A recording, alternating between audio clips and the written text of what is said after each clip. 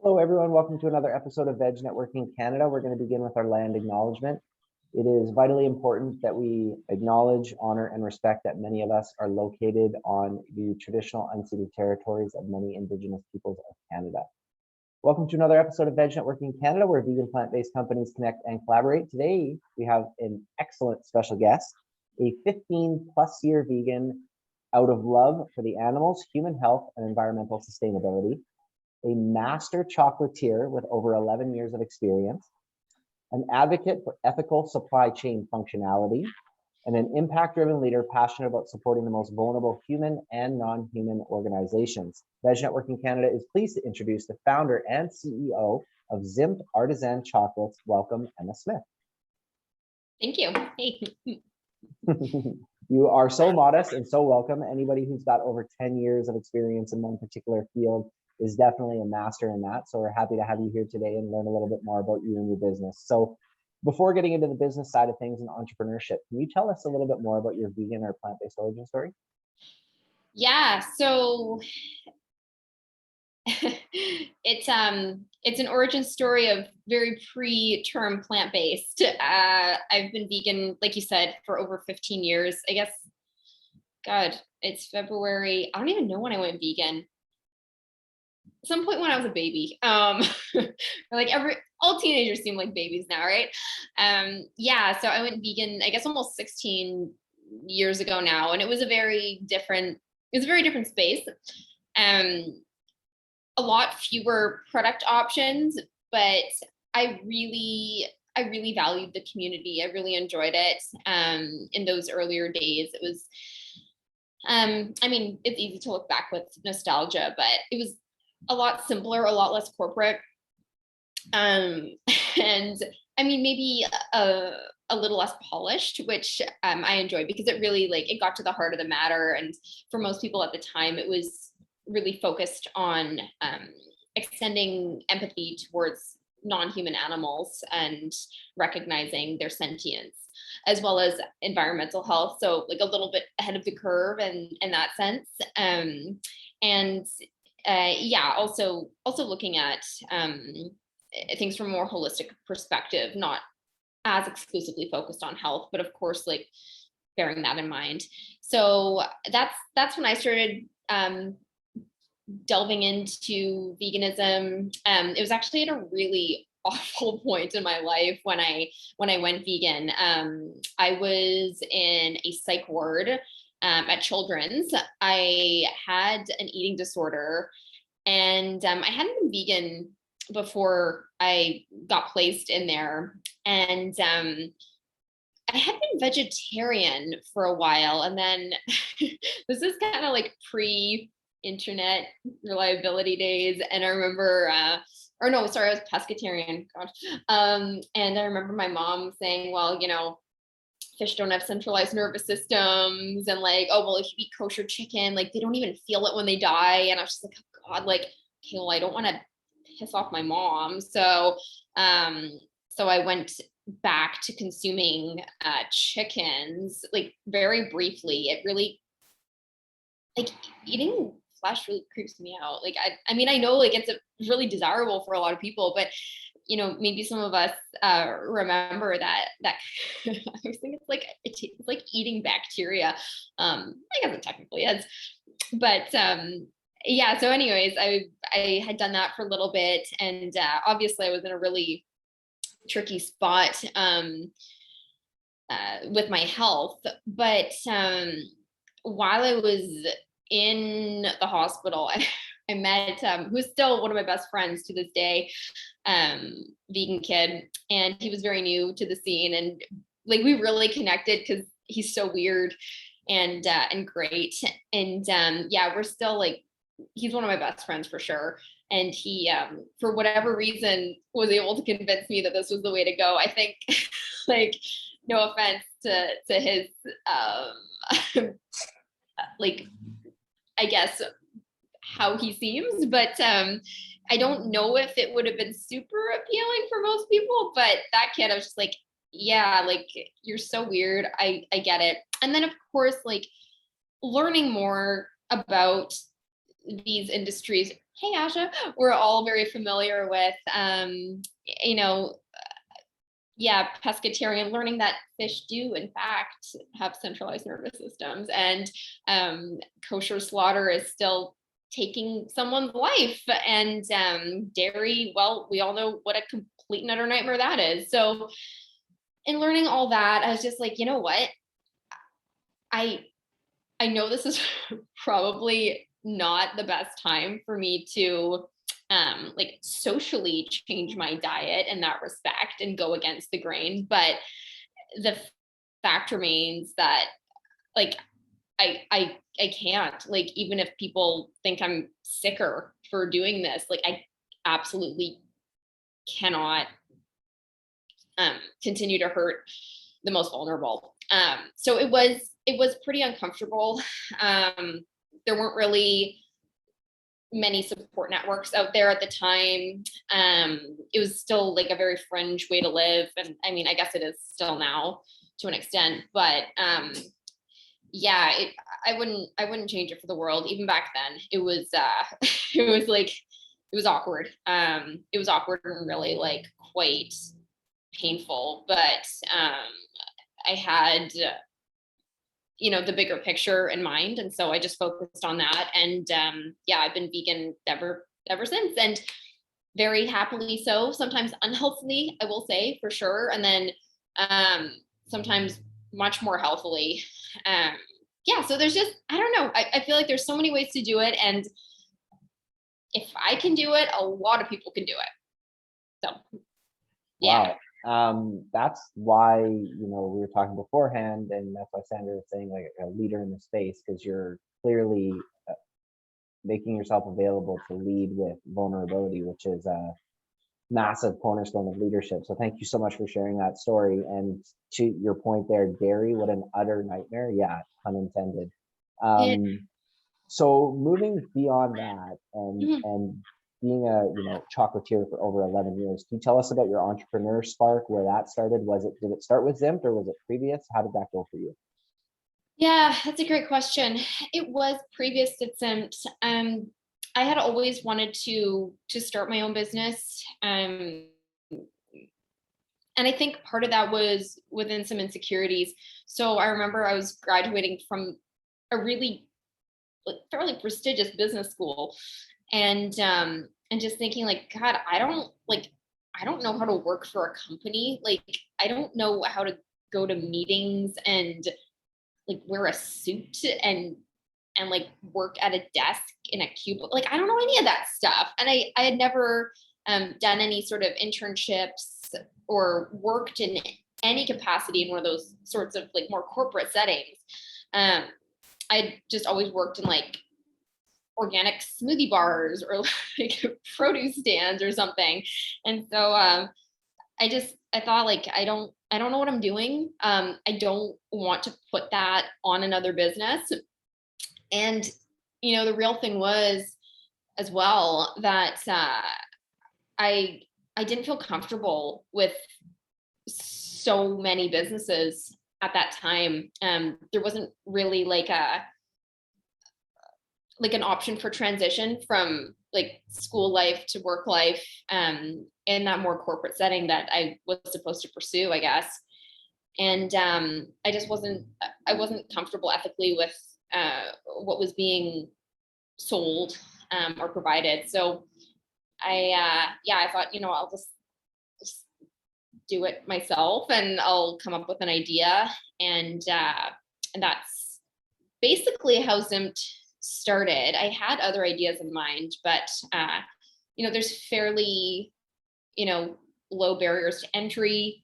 Um, the market seemed like it would kind of gravitate towards that. I guess it did more than I expected. Um, yeah, so that's really what got me going. And I really just wanted to put something out there to show people like, hey, you can you can have yummy things without hurting anybody. Yeah, so that's what I did. And what was the business school? Solder at UBC. Yeah. Yeah, you're right. Yeah, definitely a prestigious business school, that's for sure. And Oh my God.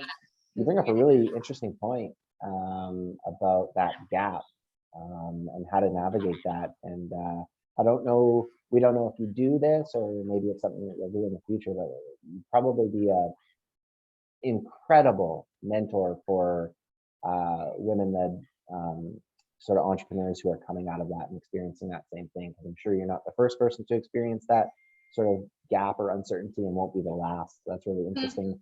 But back to business and being in the chocolate business, and you have a niche, of course, being in the vegan chocolate business. But take this question however you will. But what are some trends in your industry?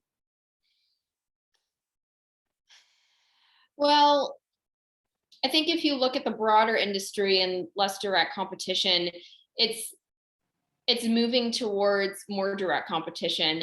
And I don't like to put it that way, but that is the case. Like, it's becoming quite saturated. So moving towards, formulating whatever is vegan, plant-based, and slapping that on the packaging. That is like, it's a trend right now. I hope it's a trend in a sense that lasts for a long time, and that we can get to kind of a higher elevation of understanding its significance, beyond, just feeling like you're doing something good and eating something yummy. It's a lot more than that. But I would say that that's a major trend. For small players and large players alike. Like, as I referenced, getting into this business, low barriers to entry, right? Lower now, I would say, in a lot of ways. And so, there's just a plethora of players, small and large. And I don't think it's confusing to consumers, because I don't think they have the information at their fingertips to process. But I think it does create kind of a tricky scenario, just looking at things like from an economic perspective, and seeing how, the industry kind of plays out. And it's across the board, right? It's not unique to chocolate. But I would say that is one of the trends. Another trend I would say for sure is, focusing more on single origin. This is more chocolate specific, but like single origin cacao, and more direct trade, which I think is great in a lot of ways.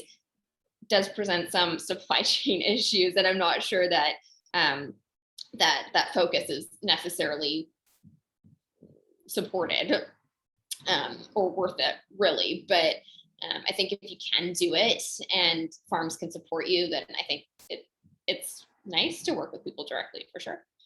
Yeah, so there's some trends. Yeah, and the last thing there on trends, correct us if we're wrong, but we think that you were a little bit maybe earlier or ahead of the curve as it relates to your interest or focus on packaging and that type of a trend from a sustainability standpoint. Is that fair to say? Or yeah, I think so. It's funny, I was just having a conversation about this. The packaging is the one thing within COVID which has really put things at a standstill for us. Like, it's crazy to think that if we can't get our little bags, that we can't get product out the door. And it's been like that more times than I can count these past 2 years, which is tough, because like, we need to sell things to pay rent and all this stuff. But yeah, for sure, packaging, that was an important element to me from day one. I didn't want to take the privilege of being able to run my own business and just, mow down the earth or whatever with it. So I sourced that very, very early, like right away. That was paramount. And it wasn't really available at that time either. Like, there was like maybe 1 or 2 suppliers, and not very many options. So I would buy these larger bags, which really, you could have fit like 5 or 6 of our chocolate bars in there. No, I think it was actually 3. And then my Oma would seal them and cut them by hand to size. So I had bags. Yeah. So yeah, she's great. But yeah, I do wish more companies would kind of like prioritize that, and not just because more people are becoming aware of it, because a lot of times consumers still don't prioritize it. Like we don't, like we'll slip and we'll say like, hey, you know, my life is hard enough. I just want a chocolate bar, like leave me alone. And I get that. I really do think that if, you know, we're in the position as business owners, we do have this privilege. We can't just let it run amok. Like we've really got to take more responsibility and do something with that. So yeah, for the past 11 years, that's been what we've been doing. And I will actually quickly point out that not all packaging is created equal, even if it says compostable on it. What I found out recently when I was looking at alternate suppliers, just because the supply chain's been so wonky, I wouldn't say a lot, but certainly some compostable packaging does contain virgin petroleum. So, you know, you got the raw materials and the end goods, and just seeing how they work together and how they, yeah, like really what it means. That's a lot of information for, you know, a person who's trying to do better to think about and absorb. So, yeah, it's a lot for people. It is a lot. It is a lot. And I think that you've hit on a really niche or a really interesting trend, which is organizations, companies moving towards taking away bad choices from customers. Yeah. I think that that's really fascinating, and we could probably talk about that for a lot longer. But getting back to Zimt, maybe you can tell us sort of a quick rundown of how it was, where you're at now. But the question is, where is Zimt going in the future? Yeah, those are some good questions. So when I started Zimt, it was just, you know, it was another lifetime, right? I don't think there was much in the way of commissaries back then. So it was really tricky to find space to manufacture out of. And so the first space I rented was in a church kitchen. And that, like, it took months to nail something down, right? Yeah, I was able to rent space from them, like, I think a few afternoons a week, and they were great. Like I kind of miss those days. Like it was a lot simpler. Yeah, it was good. And then they needed the space more, if memory serves. And so I moved to the back of Fairy Cakes, which is still there on Fraser. Sarah rented me some space 1 day a week, which was really helpful. And then I think she needed that day as well. So then I moved to like a table in North Vancouver, and it was out of a facility from a company which no longer is operating, Crave Conscious. Do you remember Crave Conscious? They made almond milk yogurt and stuff, and like really good cookies. Yeah, I miss those cookies. But anyway, so that, and you know, did everything in house. And you know, to be honest, that, I guess, like shortly after I started Zimt until maybe like 4 or 5 years ago, I would say, like, life was pretty it was pretty complicated. It was pretty exhausting, like my personal life. And things just kind of got to be a lot. And I know that at that point, Crave Conscious also wanted their space more so to operate fully. And so I found a co-manufacturer to make our product, and I'm still in touch with them. Actually, he just visited, was talking about the packaging. And so I worked with them for a couple of years, and it was a pretty unconventional relationship. Like, I know with a lot of co-packers, you can kind of just say like, okay, hey, like, stick our name on this label, like pump out the product, put it on a pallet, ship it, we're done. But no, I was there constantly. Like, I rented a room from them to store our stuff. I packed up all the pallets. We did a lot of our own packaging in house, just because they refused to package all our stuff. We still made the macaroons in house because they didn't want to touch them because it's such a pain in the butt to make. Yeah, and I did rent some space from them to make like little you know, like one-off products and stuff like that, and specialty. So did that, got rent-evicted because they sold one of their buildings and they needed the room I was in. So they kept manufacturing our bars, and I operated out of a storage room down the laneway from them, just with finishing packaging and shipping. And I also rented a table in a commissary for 3.5 days a week. And had to bring in one small piece of equipment to keep our line intact. And that didn't last very long. Like the manager of the commissary didn't want to get the HVAC fixed, and temperature control is really important for not only chocolate manufacturing, but keeping people comfortable. So yeah, fortunately, I found a space in Burnaby. That was the last place we were at before this spot, and operated out of there for a year and a bit, and then found this space partway through that and did like a whole reno, which was a doozy. It was a lot. It was a lot of work, a lot of like permits, which, you know, went a lot better than I thought they would, because you always hear horror stories. Like, it was a lot of stupid red tape, but yeah, it went all right. And yeah, now we've got this space we manufacture out of, and like, it's great. It feels pretty luxurious, to be honest, like to have enough room, to have temperature control, usually not having like a landlord bugging you. So it's yeah, other than the rent being like exorbitantly high, no complaints. Yeah. Well, for those who haven't been to the space, or are from out of province or out of country and come, it's definitely a destination spot. That's what you would hope in a little space. It's so bright and white and clean, and then of course the cherry on top is all the different goodies. Emma, how many do you know how many stores are you in? What is distribution like for you right now, and are there any plans to increase or change any of that?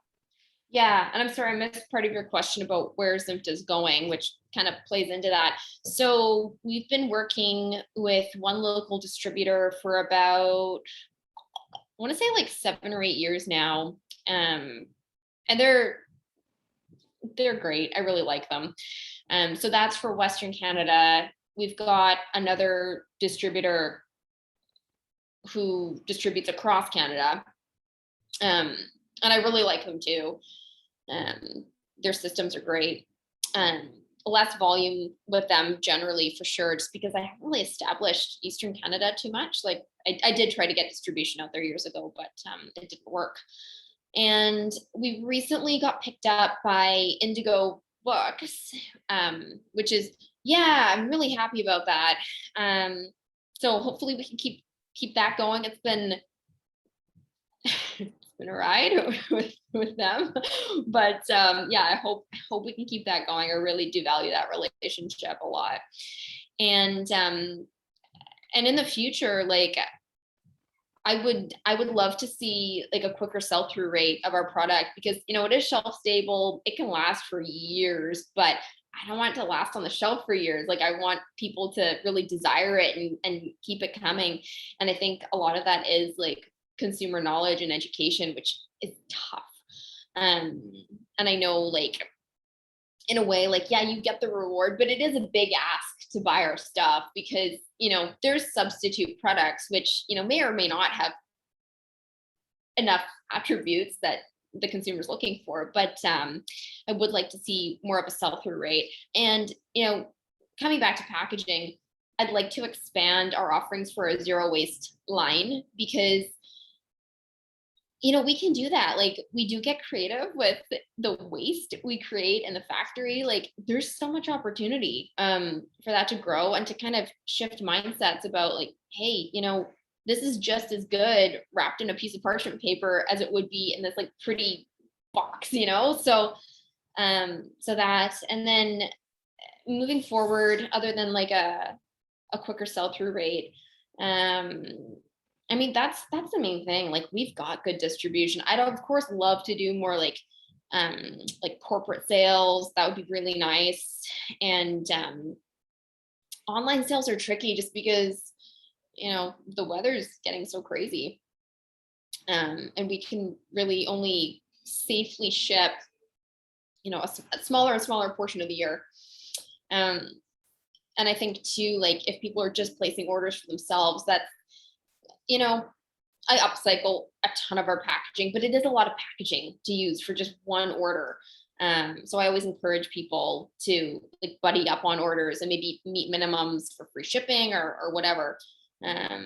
Yeah. And then another couple things is starting chocolate classes here, just like tasting and like people can make their own little things, would be really nice. So hopefully we'll be starting that in March, fingers crossed. And yeah, like getting some new products out there will be challenging, but good. So that's what I'm hoping for like the immediate future for Zimt, like say this remainder of this year, which is going by really fast, by the way. Yes, I know it is. And so for those who want a date night with their significant other or with their kids or something like that, like going to those cooking classes and tasting sound amazing. And anybody listening maybe from like Patagonia or Arc'teryx or Lululemon or anything like that, like if you want to, really make your people really happy with some chocolate, you can reach Emma, I'm sure. So maybe no right or wrong answer here. And then I'm sure that you've done stuff in the past or maybe you're going to have some plans for this year, but does Zimt support any charities? Yeah. Okay. So that is the best. It is like, oh man, it gets me really excited, obviously. It's that was kind of like my goal with Zimt, and it still is, even though like every time I write that rent check, I'm like, oh my God, like it's gonna be like I really have to dissociate from it. Yeah. So very recently, like as of a week and a half ago, and I haven't really released this information yet. I'm very excited. We started sponsoring two animals at Home for Hooves. And Wilma is a chicken, and Coda is a kitty cat. And I don't know, like I'm really excited to introduce them to everybody I can reach, and just kind of put it out there, like, hey, you know what? There's like a bajillion of these guys out there. Like, go help them out. Like, they're the best. So that's one of the things. I know we also do. Oh, we support Hearts on Noses a little bit every month. Janice, Janice is so funny. She's great. So I like supporting her work. I'd love to do way more, like way more. But yeah, like everything gets eaten up. It's anyways, not to harp on too much about that, but it's pretty crazy. But yeah, that's the main thing. I'm also hoping we can work more with 100 for Haiti. It's my friend's organization. And basically, what it does is it helps support communities in Haiti. Like, I don't know if you remember, there was that crazy earthquake there, but the country's not recovered. Like, it's like there's still like we have an obligation as fellow humans to support and do something helpful. And so they're very committed to basically growing like grassroots local community-based organizations from locals, to they do provide building materials to help with secure housing, but they also provide education for um, bringing down like sexual assault levels and like maltreatment of women. So that's an organization I want to work with some more. And then like there's like a ton of great organizations just in our own backyard. Like Raven Trust is one I'd like to do more with. Aunt Liz we've worked with for sure in the past. I love them. There's just like there's really no shortage, which is it's sad, but it also is like, hey, there's a lot of opportunity. We can all like pitch in and really like help. I mean, I don't know how else to put it. Like our brothers and sisters. Like I don't know how else to put it, but like a lot of us could just as easily be in that position. A lot of us were, you know, born real lucky that we're not. And you just never know. And it's not even that. It's just like, again, sentience, right? And helping those who feel. So Yeah. yeah. Well, back to your impact-driven like leadership roots for the human and non-human organizations. And was it Wilma and Coda? Yeah, Wilma and Coda. Well, Yeah. welcome to the Zimt family, Wilma. Oh my God. When it comes to business and entrepreneurship, no right or wrong answer, and maybe you're just going to pick one of these avenues to consume information, or maybe you have a tip for all of them. But do you have any books, podcasts, or apps that you use to focus on growth as an entrepreneurship, or mental health as an entrepreneur? Book, podcast, or app? Yeah, I don't. That's the truth of it. I really don't. I find like I've tried, and maybe I just haven't quite found the right fit. But I don't know. I'm pretty like, I don't want to say critical, but like I question a lot, and I want things to be done with like really deliberate integrity and focusing on, again, like those most vulnerable populations. And I know like we're not a business that focuses on the bottom line. That is 100% for sure. We could get away with a lot more. And I don't know if I've really found anything that resonates too much with me with respect to like our side of business that I really apply. But yeah, I mean, it's keeping that in mind. It's like it's kind of nice because I can use, you know, others who aren't necessarily business specific, whose wisdom I can draw upon. And I will say, actually, I just joined. Actually, yeah, this is one thing. I just joined Reddit. I guess I'm a little late to the party. It's a thing. And the small business forum has been really interesting to learn from. And then also, you know, just like local entrepreneurs, like my fellow local entrepreneurs. Like it's really nice to have that community, and just something simple like, hey, do you want to go on a shipment together? Or like, hey, where did you find this? Or, you know, so that's kind of a lot of the inspiration I need. And otherwise I feel like, I mean, maybe I should focus on it more, but I feel like, all right, yeah.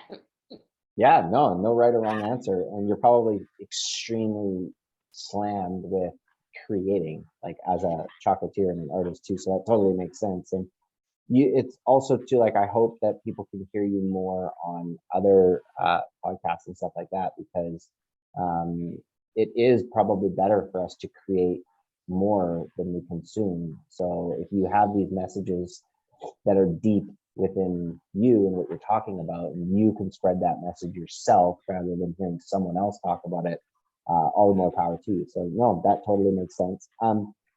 Okay, keeping in line maybe with the local suppliers or local entrepreneurs that you're talking about, and then maybe also thinking about global companies, are there any companies or businesses or entrepreneurs that inspire and that you look to support? Yeah, I mean, I'm just trying to think of who immediately comes to mind. I'm pretty focused as like in this sphere of food manufacturing for sure. But you know what? In that somewhat similar vein, there's a local company called Victory Gardens, and I just love their work. Like, they're the sweetest people. They are really dedicated to food security and just do such a beautiful job, and supporting ecosystems. So I really like them. In terms of like food manufacturers, God, like there's a lot of people doing a lot of good work out there. And a lot of creativity. Like vegan is definitely my baseline, for like a fundamental, like, this is really important, and then you can, go on from there as you want to. I like a lot of the zero waste businesses, and I'm curious to see how that develops and grows. I think there's a ton of room for innovation there, like on a global scale. But it does require like a big shift in humanity's mindset of how things have been like for the last, couple centuries with respect to trade. Yeah, so those sorts of businesses, honestly, like anybody who respects the people who they have working with them, who is committed to putting out great vegan products, who is environmentally aware and trying their best, can't be perfect. I get that. Like, hats off to them. And also, keeping in mind like the community itself, not just focusing on one's own thing and like trying to get ahead at the expense of others, I think is really, really important. Yeah, so that, I know there's a bunch that should come to mind, but it's one of those things where I'll think about it like 3 a.m. and be like, oh my God, wow. It's also one of those things too, right? We hate making people feel like they're the parent trying to pick between their favorite child or something like that. So Yeah. thank you for mentioning Victory Gardens. I know I, for one, did not know, and there's nothing better than having a conversation and learning something new in a company that's doing great things. So thank you so much for sharing that. Yeah. Oh, and quickly, Yeah. I think, and I wish I were more still involved in the agricultural scene. I was when I was living in Germany, but I'm a big fan of basically produce farming. And I think any sort of like veganic farming, I know it's still not super mainstream, but I love that. There was a little farm I volunteered at for a while in Germany, and they did all veganic farming. So I really like that environmental stewardship, as well as, focusing on really putting out quality, which they did. Yeah, but there's so much for me to learn in that realm. So, but really my hat's off to a lot of organic farmers is where I'll leave it. Absolutely. Wow. I'm sure we could talk for like a whole other hour, which we don't have, about your experiences and everything in Germany, but we'll save that for another date. So we're already here as our last question, which is, titled advice. And we always try and preface it by saying, again, there's no right or wrong answers, no time to be humble, but if you want to be humble, that's totally fine. I know you've come a long way and have even more room to grow. But the question is sort of, you can take it as you want, but maybe advice for someone who's thinking about becoming an entrepreneur, or maybe somebody who is just starting, or maybe in the middle, or maybe building a business to be bought in a merger or something like that. I don't know. Like, do you have any advice for entrepreneurs in anywhere on that timeline? Yeah. And I'm just hearing a delivery person come in, so I might have to jet, but I'll only be able to speak from my experience in this realm. It's going to be a lot harder than you think, especially if you are quite meticulous. You can't be perfect all the time, that's for sure. I would say have people around you who understand that, because it's pretty brutal to not, and it's a lonely road, right? It is a lonely road.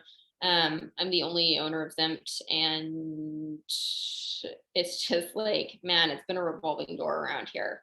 And that's been tough. But yeah, I would say like have a support system in place, people who, may not fully understand, but who understand that they don't quite get it and still love you. And also like never forget how lucky you are to be in a position to have your own business.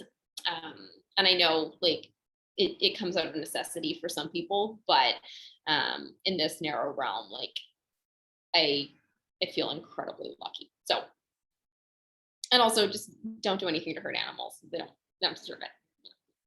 So that's the main thing I would say, those bits. Yeah, I mean, so you heard it, folks.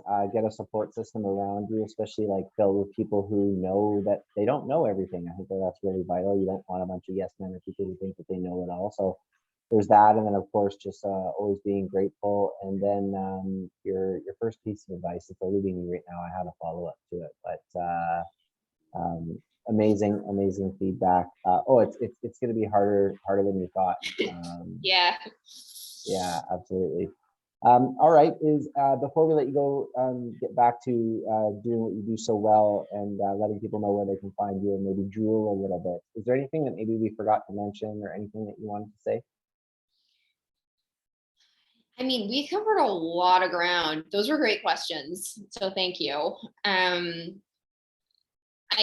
I think we're good. I really appreciate everyone taking the time to come hang out and learn about what we're doing around here. And yeah, just thank you. That's the main thing. Well, we're grateful for having you, and we'd be remiss to say that with Love Day and Valentine's Day and vegan chocolate and all that good stuff coming up, is there anything that you're doing special that you want to talk about? Yeah, it's a good question. We do have a Valentine's box. I'm gonna pack some of those up this afternoon. We do have a pop up on Saturday for whoever wants to come enjoy that. And it's gonna be pretty good. I think we did a good job this week. And yeah, we have that new flavor, which is in a lot of the chapter stores, the sweet orange cardamom milkless. I like that guy. And yeah, I think that's all the Valentine's stuff. I feel like really last minute this year with it, but that's how it is. Yeah. That's what the follow-up was. Perfection is an illusion. So if you are a perfectionist, make sure you have people around you who can constantly remind you that perfection is an illusion. And maybe that you feel a little bit underprepared, maybe in hindsight it'll end up being the most satisfying sort of Valentine's Day that you've had over your company in the last 11 years. But folks, if you want to find out more, check out what's going on online, get more so into the Zimt family and Zimt community. It's www.zimtchocolates.com, and it's just how it sounds, ZIMT chocolates, plural, zimtchocolates.com. And on Instagram, you can check out more there as well. Like I said, you can drool away and shop away as well at Zimt Chocolates. Emma, it's been a real pleasure. Thank you for coming to Veg Networking Canada. Thanks so much, guys. I really appreciate it. See you soon.